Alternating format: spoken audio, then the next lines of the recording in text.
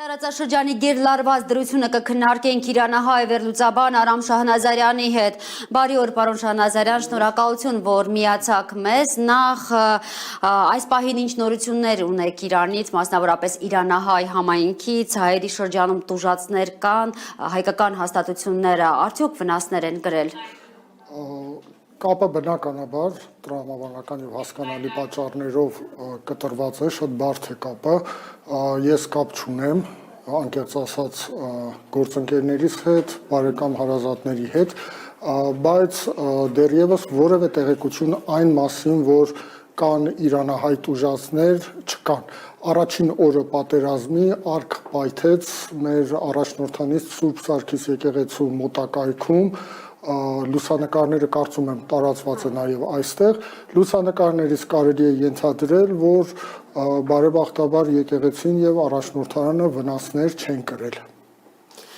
Պարոն Շահնազարյան, որպես Իրանի քաղաքացի նաև ինչպես ընդունեցիք Գերագույն գլխավոր առաջնորդ Խամենեիի սպանության, այսպես ասենք, պատմական փաստը։ Ինձ համար անձնապես դա ցավալի իրադարձություններ ու ողբերգություններ։ Այաթոլլահ Խամենեին այն հզոր ղեկավարներից էր, որին ոմանք կարող են չընդունել նրա տեսակետները, ոմանք կարող են չսիրել նրան, բայց չեմ կարծում, որ որևէ մեկը լինի, որը չհարգի Այաթոլլահ Խամենեին։ Այաթոլլահ Խամենեին այդ հզոր ազգային մտածողություն ունեցող, գաղափարական սկզբունքներ ունեցող առաջնորդն էր, որը 40 տարի, մոտավորապես 40 տարի երկիրը ղեկավարեց բարդագույն պայմաններում եւ կանգնած մնաց իր սկզբունքների եւ իր դիրքերի վրա։ Խոսակցություններ շատ կային, որ փախնելու է այսպես կոչված Մոսկվա, նախ Վենեսուելա, հետո Մոսկվա, հետո բունկերներում է թաքնված եւ, բայց փաստը ցույց տվեց, որ ինքը մինչև վերջին վայրկյանին աշխատում էր եւ զոհ գնաց այդ հարվածներին։ Ինձ համար անձնապես դա ողբերգություն էր։ Իրանի հոգևոր առաջնորդի պաշտոնակատար Այաթոլլահն աշխարհի համար կարծես այնքան էլ հայտնի անուն չէ, ով է նա, ինչ սպասումներ ունի Իրանի հասարակությունը նրանից։ Ես պիտի շտկում կատարեմ, որովհետև տեսել եմ այս երկու օրը եթերում, Այաթոլլահ Էրֆանին, որ նշանակվել է, դա հոգևոր առաջնորդի փոխարինողը չէ։ Իրանի սահմանադրության 111-րդ հոդվածի համաձայն երկրի գերագույն հոգևոր առաջնորդի մահվան, հրաժարականի կամ պաշտոնանկության դեպքում կյանքի է կոչվում խորհուրդ, 3 հոգանոց խորհուրդ, դատական ուժի ղեկավարը, հանրապետության գործող նախագահը եւ պահապանների խորհուրդը, դա ասեմ մեր հայաստանցի լսարանի համար, հայաստանյան լսարանի համար, որ դա նույն սահմանադրական դատարանի գործառույթները կատարող խորհուրդ է։ Դրա հոգևոր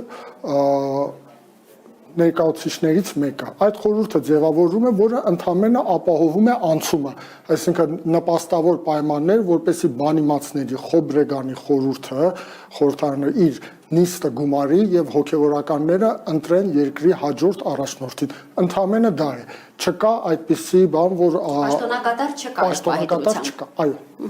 Միացյալ Նահանգներն ու Իսրայելը ըստ էության հասել են այս ռազմական գործողության գլխավոր նպատակին, սպանել են Իրանի գերագույն առաջնորդին, մի քանի տասնյակ պաշտոնյաների եւ հրամանատարի։ Ձեր կանխատեսմամբ այս իրողությունը արդյոք կստիպի Թեհրանին ավելի մեծ հետ քայլ անել իր միջուկային ծրագրից։ Նախ նշեմ 12-օրյա պատերազմի օրերին եւս հենց առաջին հարվածներին զոհ գնաց երկրի ռազմական հրամանատարությունը, գրեթե գլխավոր հրամանատարները։ Այդ 12-օրյա պատերազմի առաջին օրը այդ հարվածից հետո Իրանին 10 ժամ պահանջվեց, որպեսզի փոխարինի այդ բոլորին եւ անցնի հակահարվածի։ Այս անգամ գլխավոր թիրախը երկրի գերագույն հոգևոր առաջնորդն է, համակարգի առանցքը, առաջին դեմքը, նույնպես ռազմական հրամանատարությունը, որոնք զոհ գնացին։ Ընդամենը 2 ժամ պահանջվեց Իրանից, որպեսզի սկսի ռազմական գործողությունները։ Եվ մինչ այն պահ, այսինքն Կիրակի վաղ առավոտյան, երբ հայտարարեցին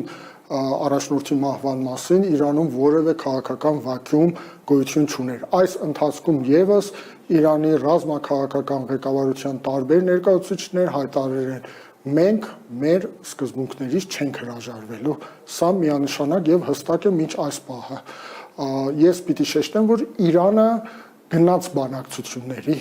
բանակցություններ էր ընթանում Ժնևում։ Այդ բանակցությունները արդյունավորվում էին այս շաբաթ պետք է ընթանար տեխնիկական խմբերի հանդիպումը, դա նշանակում է, որ համաձայնություն կա եւ այդ տեխնիկական խմբերը պետք է մանրամասնությունները համաձայնեցնեն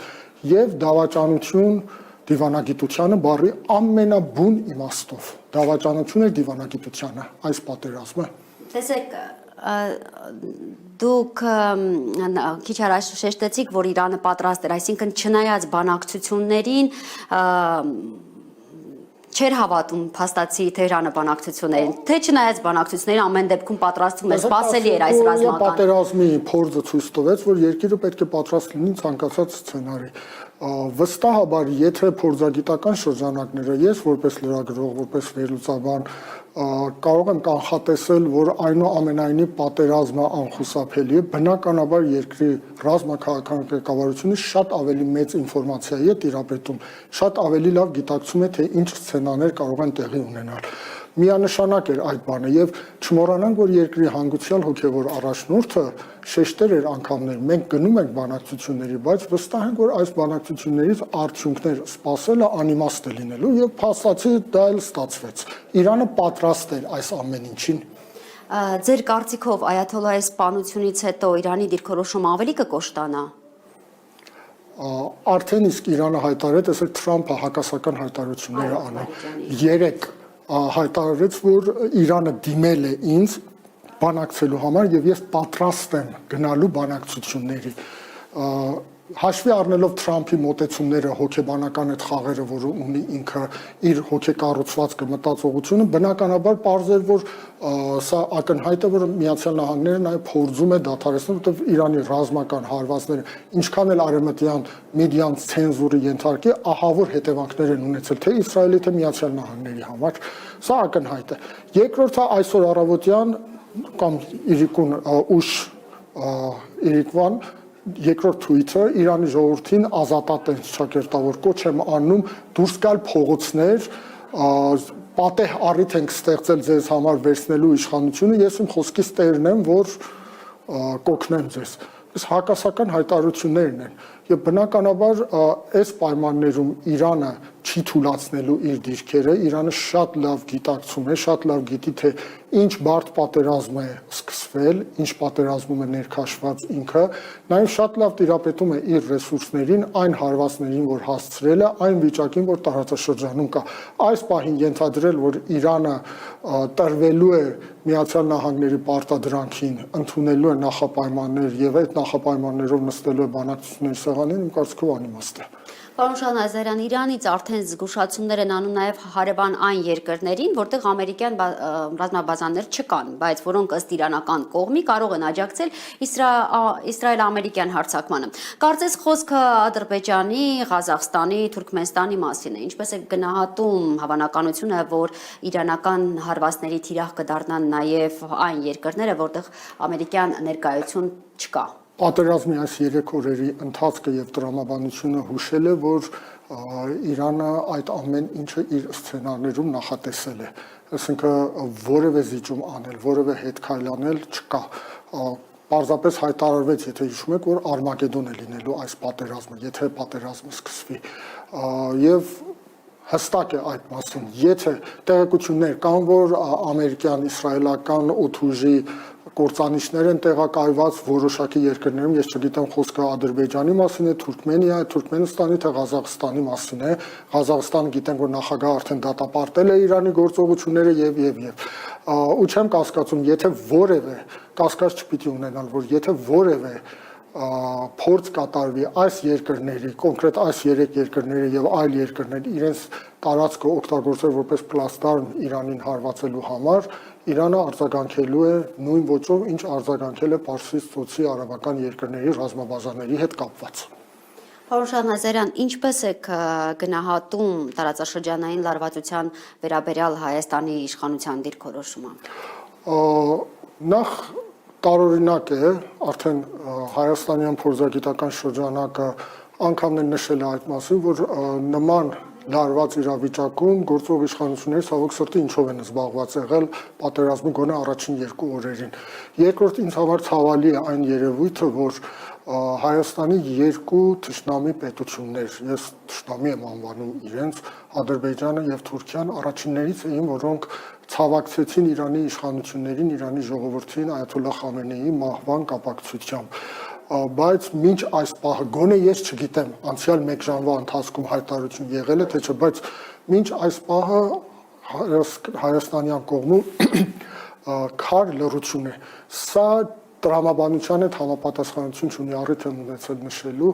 եթե դու հայտարարում ես, որ ես պատրաստում եմ հարևան եւ բարեկամ Իրանի հետ իմ հարաբերությունները բարձրացնել ռազմավարական մակարդակի ու նման դեպք է տեղի ունենում, ու դու այն առաջիններից չես, որ գոնե ցավակցում է դատապարտելու մասին, արեք չխոսենք։ Գոնե ցավակցում է առաջնորդի մահը, սա շատ զարմանալի է։ Տարածաշրջանային գերտերությունները, ինչպես նաև գերտերությունները ունեն